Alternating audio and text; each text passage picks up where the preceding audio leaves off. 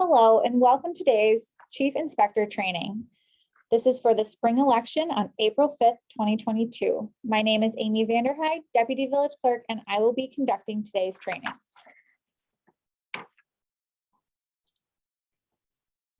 For this election, all of the polling locations will be open. Our split wards for school districts will be Ward 1 at Good Shepherd, Ward 18 at Davians, Ward 23 at Gloria Day. We have new maps because of our redistricting. No drop boxes for absentee ballots may be used. Voters for this election must mail their ballot back or bring it in person to Village Hall Clerk Services. You cannot return somebody else's ballot. It must be their own ballot. Here's just a picture of the new wards and the new map that we have. These will be located at each polling place, not only a large version, but a smaller one for the registration table. For those of you who have not worked yet this year, this is our new polling places for the Village of Menominee Falls. Wards 1 through 4 are at Good Shepherd Church, 5 through 7 at Menominee Falls Public Library, 8 and 9 are at Fire Station number 3. This is our new polling location. Wards 10 through 12 at Holy Cross Church, 13 and 14 at Prince of Peace Lutheran Church, 15 through 18 at Davians, 19 through 22 at St. James, and 23 and 24 at Gloria Day Lutheran Church. Just like the last election, we will be color coding our address lists by green and white. They are color coded for the school districts. Voters in Menominee Falls will be highlighted in green, and voters in Hamilton will be highlighted in white. Party affiliated poll worker tasks. Any party represented poll worker must sign the ballot bags. Empty the DS200 of ballots. Only one must help you with this. And at central count, remaking an absentee ballot. Note these people have to sign all the paperwork that states that a party representative must sign. You will have multiple of them at this election.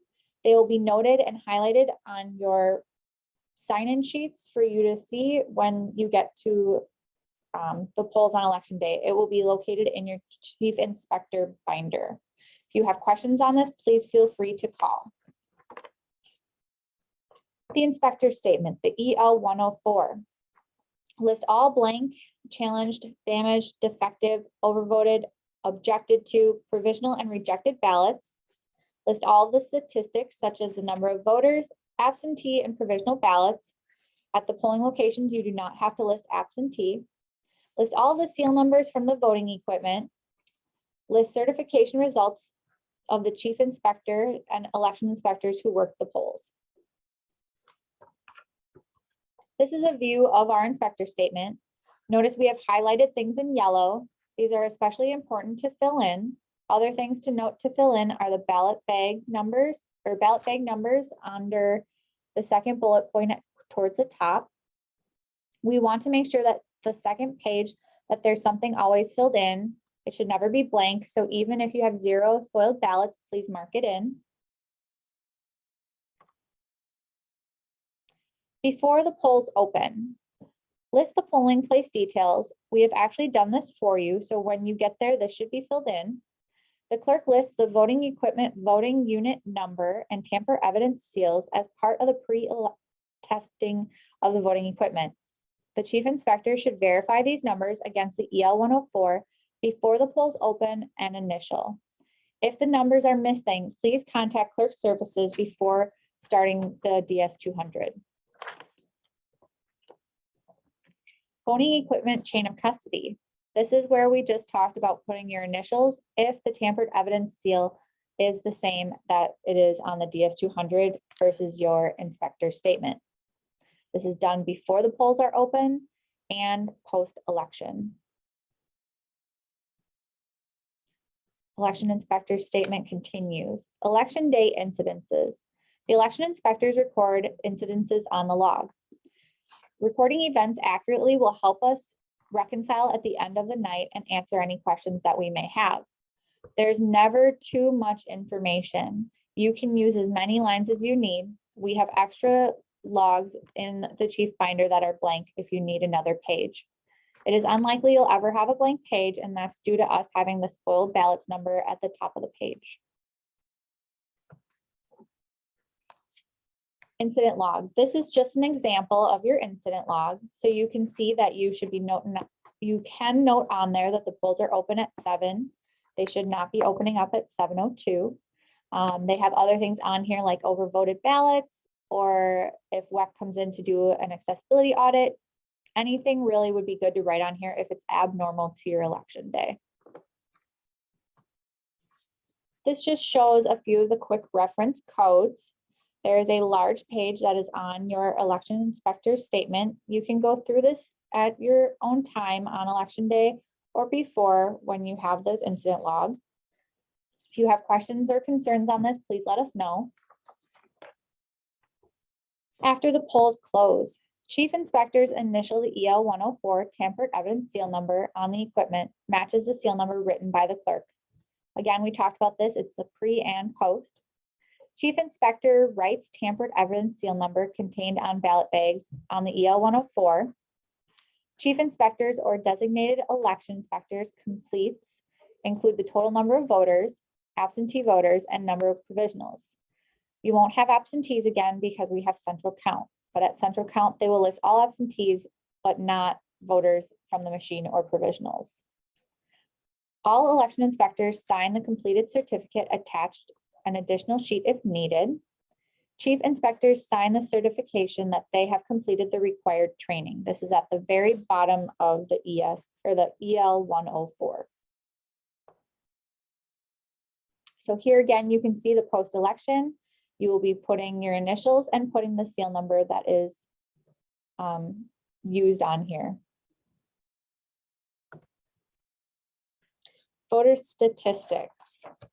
So this is where you can see that you put on here the number of absentees, ballots cast, provisional ballots, and number of ballots in excess of total voters. So if you're under or over votes, that's where you'd put it.